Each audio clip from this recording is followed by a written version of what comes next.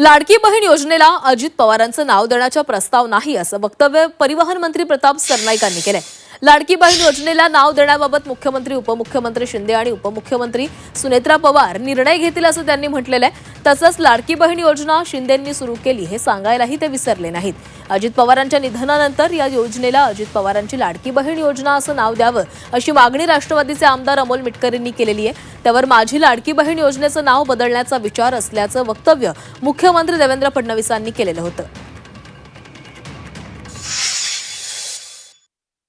अजितदादांच्या स्मृती जसं कात्रज दूध संघाने अजितदादा पवार असं नाव दूध संघाचं दिलंय, तर अजितदादा असतील, देवेंद्रजी असतील, शिंदे साहेब असतील, हे तिघही लाडक्या बहिणींचे लाडके भाऊच आहेत।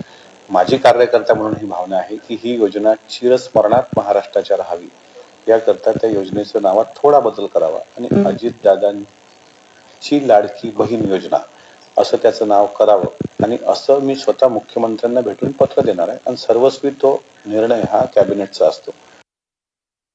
देखिए, अभी हम लोग कई प्रकार की मांगे हैं, सब बैठकर किस प्रकार से करना है उसका विचार करेंगे।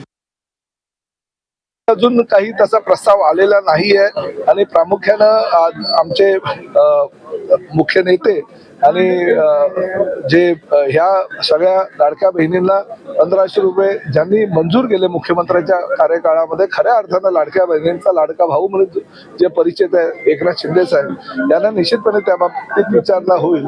परंतु शेवटी हे महायुतीचं सरकार आहे, जे काही निर्णय घेतले जातात ते सामूहिक निर्णय घेतले जातात आणि तो सामूहिक निर्णय घेऊन त्या संदर्भातला निर्णय मुख्यमंत्री म्हणून देवेंद्रजी फडणवीस, एकनाथ शिंदे साहेबांनी आता सुनेत्राताई पवार हे घेतले। समर्थन असेल तर नाव बदलायचं नाही, आता शेवटी हा निर्णय तीन मुख्य नेत्यांमधला आहे आणि तो निर्णय जो घेतील तो निर्णय आम्हाला सगळ्यांना बंधनकारक आहे।